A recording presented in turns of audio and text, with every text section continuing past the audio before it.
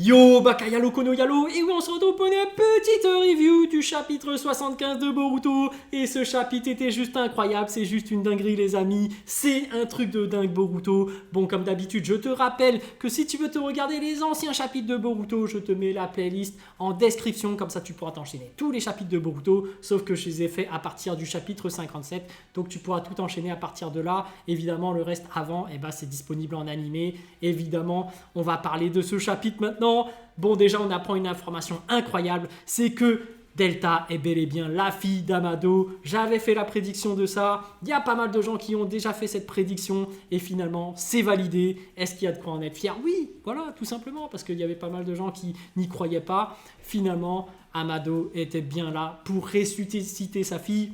Et c'était pas vraiment un grand méchant comme on pouvait tous le penser, c'est pas un Otsutsuki caché ou quoi, c'est juste un père qui aime sa fille et qui veut la ressusciter, mais pas n'importe comment, c'est via le Kama, la réincarnation par rapport au Kama. Donc, qu'est-ce que ça consiste ça? C'est comme une clé USB, c'est-à-dire que tu prends les données de ta fille, de sa mémoire, de toute sa personnalité, tu les mets dans ce Kama, toutes les informations de ces données-là, pour la réincarner dans un autre corps. Donc là, il voulait le mettre dans le corps de Delta, donc cette espèce de cyborg. Pourquoi est-ce qu'il fait ça? Pourquoi est-ce qu'il n'étudie pas le Rinne Tensei ou l'Edo Tensei pour pouvoir la ressusciter comme telle? Eh bien, je vais vous le dire, c'est parce qu'ils disent qu'elle a une maladie grave. Et en réalité, le problème du Rinne Tensei ou de l'Edo Tensei, c'est que tu ressuscites la personne dans son corps d'origine. Et c'est logique, hein. Mais si jamais tu ressuscites Delta et Bikibi, je me rappelle plus de son nom ou je sais plus quoi, dans son vrai corps, elle aura toujours cette maladie incurable. Je dis bien incurable. C'est-à-dire que pour l'Edo Tensei ou même le Rinne Tensei, tu pouvais faire comme Kabuto et faire évoluer le corps de Madara. Tu vois, il avait incorporé un peu du sang des cellules du premier Hokage, pardon. Et du coup, le corps était bien plus puissant. Et c'est pour ça qu'après, Madara aussi a pu s'élever au Rinnegan et tout.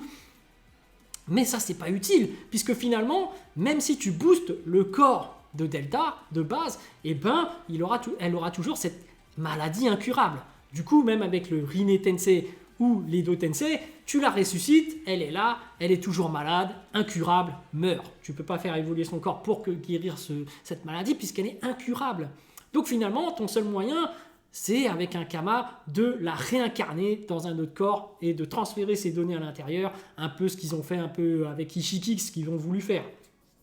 Bref, ce qui peut être aussi très intéressant, et oui, parce que c'est pas la seule solution, il existe tellement de choses dans Naruto, dans l'univers de Boruto, que voilà, en réalité, il faut faire appel à Orochimaru. Oui, parce qu'Orochimaru, c'est un peu le spécialiste des résurrections, c'est un peu le spécialiste aussi de la réincarnation. Puisque le serpent blanc, ce qu'il fait, lui, c'est qu'il prend le corps des gens et qu'il s'y met dedans, et puis c'est fini, il n'a plus de maladie, il est renouveau, quoi. Donc voilà, on l'a vu dans Naruto, il s'est mis dans le corps d'une femme, voilà, et il a pu ressusciter. Il convoitait le corps de Sasuke, il cherchait à avoir le Sharingan. En réalité, si tu maîtrises cette technologie, c'est même pas une technologie, c'est ce jutsu de réincarnation, tu peux réincarner ta fille ailleurs. Donc effectivement, le Kama, ça marche. Mais en réalité, Orochimaru prévoit des trucs de peut t'aider. Donc tu peux chercher cet homme chelou, Orochimaru. Bon, on va revenir aussi sur ce fameux dieu des Otsutsuki, incroyable. Et oui, vous attendiez tous ce moment. On a enfin un nom, Shibai Otsutsuki. Le mec est ultra puissant, omnipotent. Il est tellement puissant qu'il n'a même plus de corps. On se demande même comment Amado a fait pour récolter des morceaux, des brides de son corps pour les mettre sur Eida et sur Daimon. Mais en tout cas, le Shibai original, ça voudrait dire que non seulement il est capable de tout voir, parce que Eida peut tout voir, mais aussi il peut renvoyer toutes tes attaques. Donc c'est carrément un dieu imbattable, disons les termes. Il faudrait qu'il touche quelqu'un, évidemment, mais bon.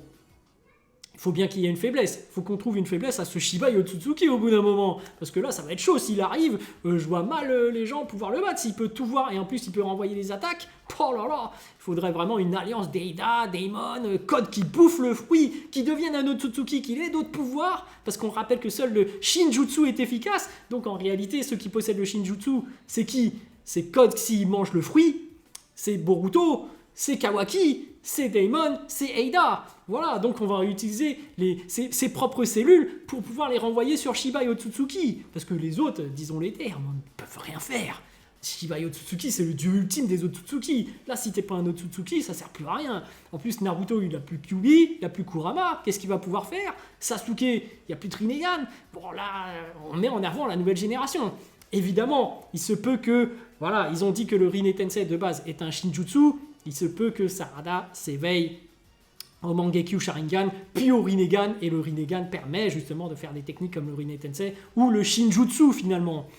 Pareil pour... bon, on a pu voir un peu la prédiction vers la fin, mais le mode ermite, voilà, j'ai oublié son nom, bref. Comment il s'appelle déjà? J'ai oublié son nom. Bref, le compagnon de Sarada et Boruto, là, est-ce qu'ils auraient pu prélever des cellules de Toneri pour lui mettre dessus, peut-être le fils de Orochimaru, j'ai oublié son nom, abusé, pour pouvoir combattre aussi le dieu des Otsutsuki, ce serait une dinguerie. Bref, en tout cas, le dieu des Otsutsuki, je bafouille tellement c'est un chapitre de fou là. J'ai hâte de voir ce que ça va donner, ça va être une énorme dinguerie, et voilà, je pense qu'il va faire souffrir des gens et qu'il y aura même besoin que Code se rallie à la cause pour pouvoir lutter contre ce dieu des Otsutsuki. Parlons aussi de cette vision qu'a eu Boruto, incroyable sur la fin.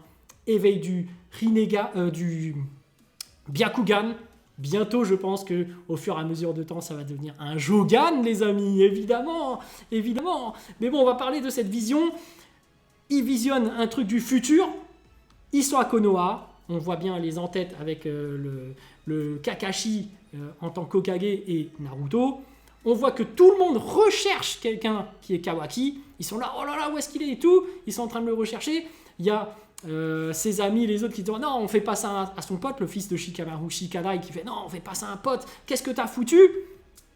Mitsuki, voilà, je cherchais son nom. T'as finalement Mitsuki qu'on le voit en mode ermite qui dit, voilà, je vais t'arrêter, je suis vraiment énervé. Et c'est contre Kawaki que tout le monde recherche. Donc là, on va faire quand même des prédictions. Il se peut que je me trompe complètement. Mais voilà, je n'ai pas la vérité absolue. Mais c'est un truc de dingue par rapport à cette prédiction. Je pense que là, prochainement, Boruto aura d'autres visions. On aura plus d'informations. Mais je pense qu'ils vont jouer sur l'ambiguïté, je dis bien l'ambiguïté, que Kawaki a tué le 7e Naruto. Parce qu'on voit que Kawaki, il a du sang. Il a du sang dans les mains. Donc... ils vont jouer sur cette ambiguïté parce que dans le premier chapitre, rappelez-vous, ils ont dit que voilà, Kawaki a dit je vais t'envoyer rejoindre le 7e. Donc ils vont jouer sur l'ambiguïté que Naruto a été tué. Mais finalement, on le saura bien plus tard parce qu'il y aura beaucoup de visions où ils vont tous croire que Kawaki a tué Naruto. Ce sera une ambiguïté. J'insiste sur le mot ambiguïté, mais il y aura tellement de prédictions ensuite qui vont venir sur ça. Que Boruto va avoir que ce sera pas ça. Mais je pense qu'ils vont vraiment jouer sur cette ambiguïté.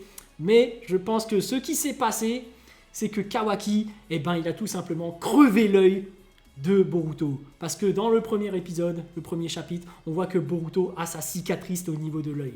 Et pourquoi il aurait cette cicatrice? C'est parce que c'est cet œil qui lui permettra d'avoir ses visions. Et en fait, Boruto, je pense qu'il va péter un câble parce que les visions du futur sont tellement atroces qu'il ne les acceptera plus.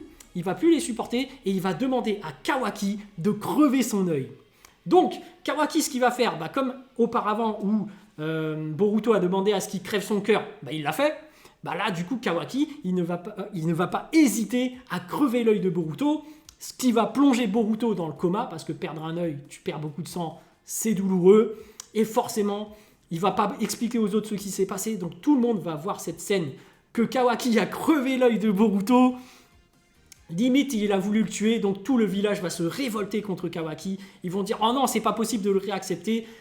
Il faut absolument l'enfermer, puisque le mec est dangereux. Il cherche à tuer Boruto. Il l'a déjà fait une fois. Là, c'est une deuxième fois, il lui crève l'œil et tout. Il faut l'enfermer. » Et finalement, Kawaki, comme je le prédisais, va partir du village. Oui, à l'instar de Sasuke qui est parti du village par rapport à la haine. Là, Kawaki va partir par rapport à l'amour, son amour pour Boruto, son amour par rapport à Naruto et Boruto, finalement, son frère. Parce que voilà, il a été contraint de faire des choses par amour et que finalement, voilà, il va partir. Il y aura un parallélisme, comme je le prédisais, et même il y a pas mal de signes, je trouve, qui t'indiquent que Kawaki va partir, notamment en épisode où il y avait tout un épisode par rapport au loup solitaire, le loup blanc. Kawaki, c'est sûr pour moi, il va partir. Évidemment, il se peut que je me trompe, mais ce ne sont que des prédictions, voilà. Mais je pense que ce qui va se passer réellement, c'est qu'il va finalement crever l'œil de Boruto et que tout le monde va croire qu'il a voulu le tuer et que voilà, il va se faire punir, hop, dégage du village. Alors qu'en réalité, c'est Boruto qui lui a demandé, c'était pour son bien.